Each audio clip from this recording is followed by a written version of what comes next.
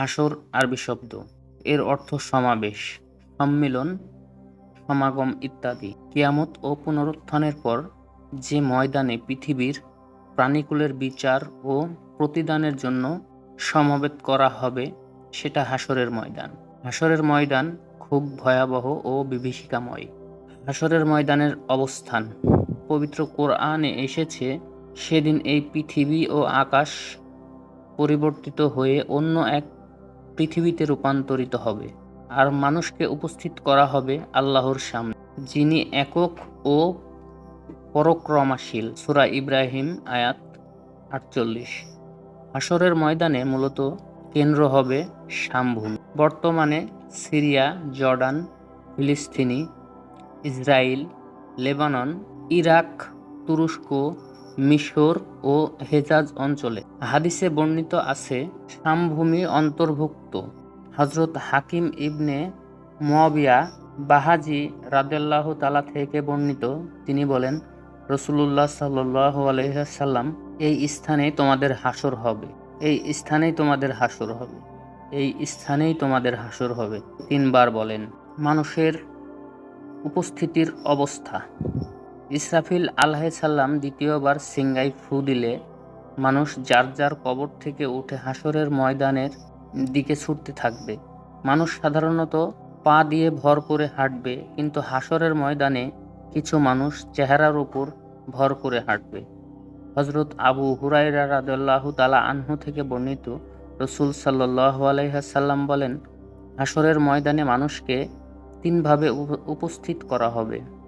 একদল মানুষ পায়ে হেঁটে উপস্থিত হবে, একদল সওয়ারিতে আরোহণ করে উপস্থিত হবে, একদল মুখের উপর ভর করে উপস্থিত হবে।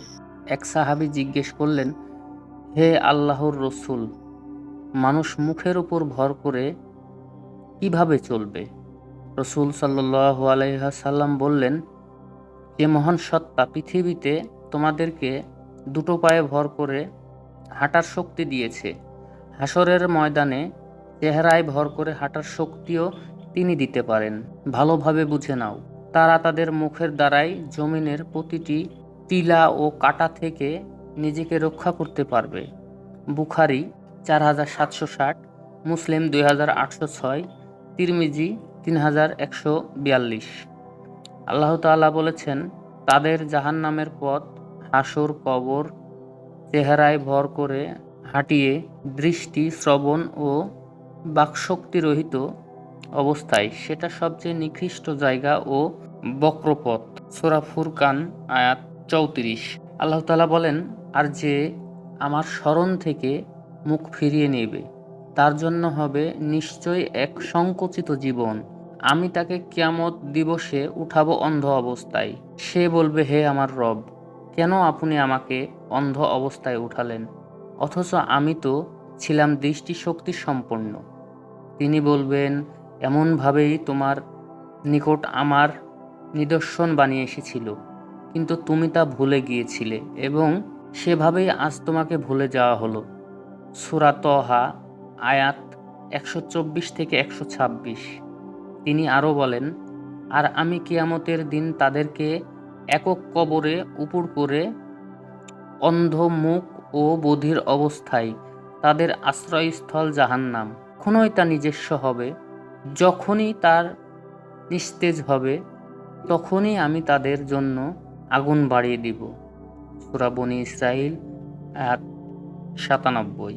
হযরত আয়েশা রাদিয়াল্লাহু তাআলা আনহা থেকে বর্ণিত, তিনি বলেন, রাসূল সাল্লাল্লাহু আলাইহি ওয়াসাল্লামকে বলতে শুনেছেন যে কিয়ামতের দিন মানুষকে উলঙ্গ দেহ ও খাতনাহীন অবস্থায় কবর থেকে হাসরের ময়দানে জমায়েত করা হবে। এ কথা শুনে আমি জিজ্ঞেস করলাম, হে আল্লাহর নবী, নারী পুরুষ সকলেই কি উলঙ্গ হবে? তারা কি একে অপরের প্রতি তাকাবে? এরূপ হলে তো খুবই লজ্জার বিষয়। উত্তরে তিনি বললেন, হে আয়েশা, কিয়ামতের দিনটি এমন কঠিন ও বিপদময় হবে যে মানুষের মনে একে অপরের প্রতি তাকাবারও খেয়াল হবে না। বুখারী, মুসলিম। অন্যান্য প্রাণীর উপস্থিতি।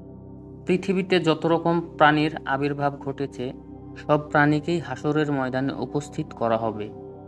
কোরআনে বর্ণিত হয়েছে, ভূপৃষ্ঠে বিচরণকারী সব রকম প্রাণী, নিজ ডানায় উড়ন্ত পাখি, তারা সবাই তোমাদের মতো একটি জাতি। কিতাবে কোনো কিছুই আমি বাদ দেইনি। সর্বশেষে সবার প্রভুর সামনে সবাইকে হাসর করা হবে। সূরা আনআম আয়াত ৩৮। অন্য প্রাণীদেরও মানুষের মতোই হিসাব ও বদলা নেওয়ার জন্য উপস্থিত করা হবে। ইবনে আব্বাস রাদিয়াল্লাহু তাআলা আনহু থেকে বর্ণিত, রাসূল সাল্লাল্লাহু আলাইহি ওয়াসাল্লাম বলেন, কিয়ামতের দিন সব সৃষ্টিজীবকে জমা করা হবে, এমনকি চতুষ্পদ জন্তুও, হিংস্র প্রাণী, পাখি, সবকিছুই আল্লাহ সবার প্রতি ন্যায় বিচার করবেন। ফলে পৃথিবী যেই প্রাণীর শিং থাকার কারণে শিংবিহীন প্রাণীর ওপর অত্যাচার করেছিল, সেদিন সেই অত্যাচারিত প্রাণীকে অত্যাচারের প্রতিশোধ গ্রহণ করার সুযোগ দেওয়া হবে। বিচার শেষ হলে আল্লাহ বলবেন, সবাই মাটির সঙ্গে মিশে যাও। মানুষের মতো অনন্তকাল তাদের জান্নাত কিংবা জাহান্নাম নেই। তখন কাফেরেরা বলবে, হায়, আমরা যদি মাটি হতাম। সূরা নাবা আয়াত ৪০। সবাই সারিবদ্ধ দাঁড়িয়ে থাকবে। সেদিন ভয়ে ও আতঙ্কে সবাই নিজকে নিয়ে পেরেশান থাকবে। সবাই ইয়া নফসি ইয়া নফসি করতে থাকবে। হাদিসে এসেছে, প্রত্যেক ব্যক্তি হাসরের ময়দানে ভয়ে ও আতঙ্কে বলবে, ইয়া রব, ইয়া নফসি ইয়া নফসি, আমাকে বাঁচান, আমাকে বাঁচান। আর রাসূল সাল্লাল্লাহু আলাইহি ওয়াসাল্লাম বলবেন, উম্মতি উম্মতি। বুখারী 2712। পরিবার প্রিয়জন থেকে আত্মগোপন। হাসরের বিভীষিকার ময়দানে কেউ কারো হবে না। আতঙ্কে ও ব্যস্ততার কারণে কেউ কারো পরিচয় দেবে না। পরিচিত কাউকে দেখা মাত্র দূরে ও আড়ালে পালিয়ে বেড়াবে। এমনকি পরিবার প্রিয়জন থেকেও নিজেকে লুকিয়ে আড়াল করে রাখবে। কোরআনে এসেছে, যখন কর্ণবিদায়ে বজ্র নির্ঘোষের দিন আসবে, মানুষ পালিয়ে বেড়াবে। তার আপন ভাইয়ের কাছ থেকে, মা ও বাবার কাছে থেকেও, স্ত্রী ও সন্তানের কাছ থেকে। সেই দিন প্রতিটি মানুষের অবস্থা এমন গুরুতর হবে যে সবাইকে তা অন্যের কাছে থেকে ফিরিয়ে তাড়িয়ে রাখবে। সেদিন কিছু মুখমণ্ডল হবে উদাসিত, হাস্যোজ্জ্বল ও প্রফুল্ল, আর কিছু মুখমণ্ডল হবে বিবর্ণ ও ধূসর, তাতে আচ্ছন্ন করে রাখবে বিষাদ কালিমা। তারাই কাফের ও পাপাচারী। সূরা আবাসা আয়াত ৩৩ থেকে ৪২। হযরত রাসূল সাল্লাল্লাহু আলাইহি ওয়াসাল্লাম বলেন, তিনটি স্থানে কেউ কারো কথা স্মরণ রাখবে না। এক, মিজানের নিকট, সেখানে প্রত্যেক চরণ উদ্বিগ্ন হয়ে জানতে চাইবে যে তার নেকির পাল্লা হালকা হয় নাকি ভারী হয়। ২, আমলনামা প্রদানের সময়, যখন প্রত্যেককে বলা হবে তোমাদের নিজ নিজ আমলনামা পাঠ করো, তখন প্রত্যেককেই ভীষণভাবে অধীর হয়ে জানতে চাইবে যে তার আমলনামা ডান হাতে দেওয়া হবে নাকি পেছন দিক দিয়ে বাম হাতে দেওয়া হবে। ৩, পুলসিরাতের নিকট, যখন তার জাহান্নামের ভয় পাড় ঘেঁষে উপরে বসানো হবে এবং তার ওপর দিকে অতিক্রমের নির্দেশ দেওয়া হবে। এই তিনটি স্থানে কেউ কাউকে স্মরণ রাখবে না। আবু দাউদ। হাসরের ময়দানে সূর্যের দূরত্ব ও প্রখরতা। মিকাদা ইবনে আসওয়াদ রাদিয়াল্লাহু তাআলা আনহু থেকে বর্ণিত, তিনি বলেন, আমি রাসূল সাল্লাল্লাহু আলাইহি ওয়াসাল্লামকে বলতে শুনেছি, তিনি বলেছেন, কিয়ামত দিবসে সূর্য মানুষের খুবই নিকটবর্তী হবে, এমনকি এর দূরত্ব ১ মাইল পরিমাণ হবে। এ সম্পর্কে সুলাইমান ইবনে আমের বলেন, আল্লাহর শপথ, মাইল বলতে এখানে কোন মাইল তিনি বুঝিয়েছেন আমি তা জানি না। জমির দূরত্ব পরিমাণ মাইল বুঝিয়েছেন না সুরমা দানের মাইল শলাকা বুঝিয়েছেন। মানুষ তার আমল অনুযায়ী ঘামের মধ্যে থাকবে। কারো ঘাম হবে পায়ের গিরা বরাবর, কারো ঘামের পরিমাণ হবে হাঁটু বরাবর, কারো ঘামের পরিমাণ হবে কোমর বরাবর, আর কারো ঘামের পরিমাণ হবে মুখ বরাবর। সহিহ মুসলিম 2196। হযরত ইবনে উমর রাদিয়াল্লাহু তাআলা আনহু বলেন, রাসূল সাল্লাল্লাহু আলাইহি ওয়াসাল্লাম বলেছেন, যেদিন মানুষ রব্বুল আলামিনের সম্মুখে হিসাবের জন্য দণ্ডায়মান হবে, সেদিন অনেকেই নিজের ঘামে কান পর্যন্ত ডুবে যাবে। আর এক হাদিসে এসেছে, মানুষ দণ্ডায়মান অবস্থায় 40 বছর পর্যন্ত আসমানের দিকে তাকিয়ে থাকবেন এবং সীমাহীন কষ্টের দরুন ঘাম ঝরে ঝরে গলা পর্যন্ত পৌঁছাবে। হাসরের ময়দানের অবস্থা এমন ভয়াবহ হবে যে সূর্য মানুষের মাথার মাত্র অর্ধ হাত উপরে আসবে, আর পায়ের নিচের মাটি হবে জ্বলন্ত তামার। তাই গরমের তীব্রতায় মানুষের মাথার মগজ টগবগ করবে, যেমন চুলার উপর ভাতের পাতিল টগবগ করে। এই কঠিন এবং ভয়াবহ অবস্থায় আল্লাহ তার প্রিয় 7 প্রকার বান্দার নিজের আরশের ছায়ায় আশ্রয় দেবেন। জ্বলন্ত অগ্নিকাণ্ডের মাঝে তাদের জন্য রহমতের শীতল চাদর বিছিয়ে দেবেন। দাউ দাউ করে জ্বলা দাবানলের গ্রাস থেকে প্রিয় বান্দাকে রক্ষা করবেন। বিচারের দীর্ঘ অপেক্ষায় হাসরের ময়দানে মানুষ দীর্ঘ বছর ধরে অবস্থান করবে। এক একটি দিন হবে 50,000 বছরের মতো দীর্ঘ। এর ভেতরে সুদীর্ঘ 40 বছর বিচারের অপেক্ষায় দাঁড়িয়ে থাকবে। মানুষ চাইবে দ্রুত যেন বিচার সম্পন্ন হয়।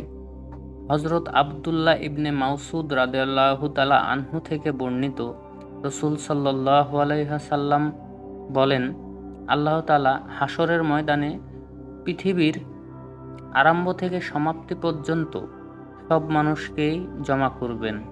সবাই 40 বছর দৃষ্টি স্থির করে দাঁড়িয়ে থাকবেন। আল্লাহ বিচার কার্যকর আরম্ভ হওয়া প্রতীক্ষায়। হাসরের ময়দানে সুপারিশের জন্য আকুতি। ভয়াবহ এই অবস্থা থেকে মুক্তি পেতে অস্থির হয়ে উঠবে লোকজন। তাদের দাবি হবে, বিচারের রায় যাই হোক না কেন, বিচারটা আগে হয়ে যাক। সেজন্য তারা নবীদের কাছে যাবে, যেন তারা আল্লাহর কাছে বিচার শুরু হওয়ার জন্য সুপারিশ করে। হাসরের ময়দানে একটু সুপারিশের জন্য সবাই একে অন্যের কাছে ঘুরবে। হাদিসে এসেছে, হাসরের ময়দানে মানুষ হযরত আদম আলাইহিস সালামের কাছে গিয়ে বলবে, আপনার সন্তানদের জন্য সুপারিশ করুন। তিনি বলবেন, আমি এজন্য যোগ্য নই। তোমরা ইব্রাহিম আলাইহিস সালামের কাছে যাও, কারণ তিনি আল্লাহর বন্ধু। অতঃপর মানুষ ইব্রাহিম আলাইহিস সালামের কাছে আসবেন। তিনি তখন বলবেন, আমি এর যোগ্য নই। বরং তোমরা মুসা আলাইহিস সালামের কাছে যাও, কারণ তিনি কালামুল্লাহ তথা আল্লাহর সঙ্গে কথা বলেছেন। অতঃপর তারা মুসা আলাইহিস সালামের কাছে আসবেন। তিনি বলবেন, আমিও এর যোগ্য নই। বরং তোমরা ঈসা আলাইহিস সালামের কাছে যাও, কারণ তিনি রুহুল্লাহ। অতঃপর মানুষ তার কাছে আসবেন। তিনি তখন বলবেন, আমি এর যোগ্য নই, বরং তুমি মুহাম্মদ সাল্লাল্লাহু আলাইহি ওয়াসাল্লামের কাছে যাও। অতঃপর মানুষ তার কাছে আসবে। তিনি তখন বলবেন, হ্যাঁ, আমি এর যোগ্য, আমি সুপারিশ করব। কুরতানি 10ম খণ্ড হতে 236 পৃষ্ঠা। অবশেষে আল্লাহ তাআলা মেঘের মতো ঘন ছায়া অবতরণ করবেন। আল মুজাম্মল কাবির 9763। যদিও এই দীর্ঘ সময় অপেক্ষা করার পর নেককার বান্দাদের জন্য কষ্টকর হবে না।